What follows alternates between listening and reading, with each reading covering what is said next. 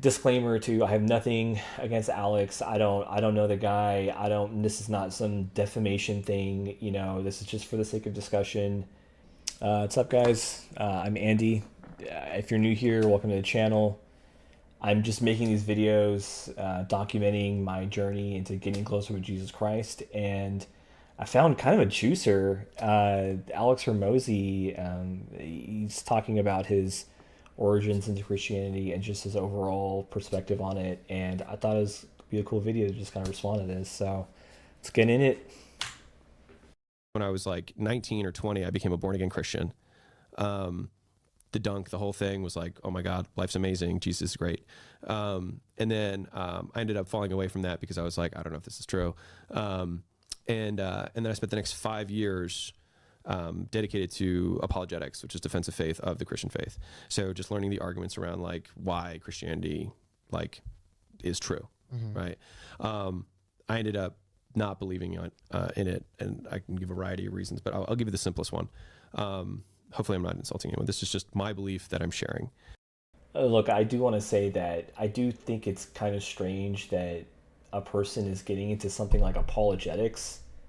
I'm not too familiar with what that is really, but I think it's kind of a strange path because you're in this realm where you're trying to kind of win arguments in debate.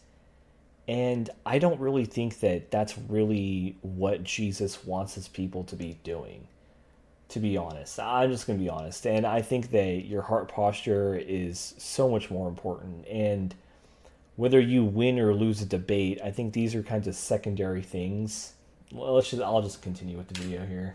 Christianity, insulting anyone. This is just my belief that I'm sharing, which is one of the strongest arguments for Christianity against other world religions is that other world religions say like if you go to the good place, so if you do a good job, you go to the good place, right? And fundamentally, it's a hard paradigm because it means that like at what point are you 51% good versus 49%? Should I have just held one more door open and I would have gone to the good place forever, right?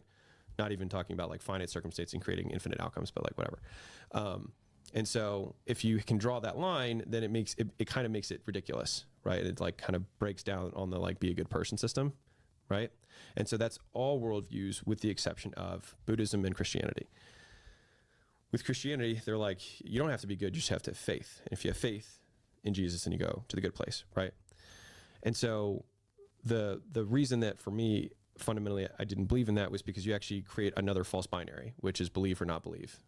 When in reality is to what extent you believe. It's how hard you believe. And again, you create another 50% line, which is should I believe 1% more? And then I would go into the good place forever, right? So anyways, the point is that I studied apologetics for a long period of time. And then I was really sad. And I was just like, fuck being sad. And I was like, fuck happiness. I was like, I'm just going to do stuff that I think is cool. And that was like the first break in the chain for me. My slogan to myself was actually just fuck happiness. And that was wildly freeing because I stopped judging myself for not being happy. And then I was just like, oh, I'm unhappy. I'm like, cool, whatever. And I just kept going. And all of a sudden it just like stopped mattering to me. Like, I don't think about it. I genuinely, like, I don't think like, does this make me happy? Does it not? Like, I don't think about it. You just do what you want to do in the moment. Just do whatever I feel like doing. And it's not like it's like all short term, like all pleasure seeking, whatever. Like I still have a long term perspective of like this is what I want to build. Yeah. Like I want to write these books. I want to build these courses. I want to do this stuff. But it's like those are things that I enjoy. So that's what I do. I love it. It's great. All right, let's get into this. Yeah, there's a lot to unpack. It's one of those things like, are we saved by faith alone? Yes. I will also say that faith without works is also dead. So it's, both of those statements are simultaneously true. See, the issue that I have here is that I don't think you can actually create that type of binary framework. I think that's kind of a man-made construct to help us understand these kinds of good deeds and how to kind of keep score, if that makes any sense. Like it's some kind of scoreboard. I don't know. It's kind of, I'm not really sure, but I think God cares more about your heart posture and your actual faith. Do you believe or do you not believe?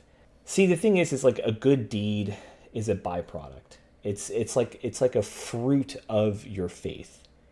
That if your faith increases, then the good deeds will just kind of naturally come. It'll feel natural to you because you're just doing them out of the goodness of your heart, and that you genuinely want to help people without really wanting anything in return, right? So it's like when you're adding these kinds of numerical values or percentage points, then the kind acts that you're doing for people, it kind of distorts the original intention of why you're really even doing the kind act in the first place, right? It's like when you're applying these kinds of points, then that type of thinking means that one can essentially start gamifying the system to maximize the number of points on their scoreboard.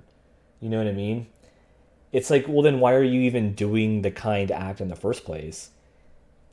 Right? It's like, are you just trying to get a higher score on the scoreboard? Or was it because you just wanted to do it? You just wanted to do it out of the kindness of your heart, right?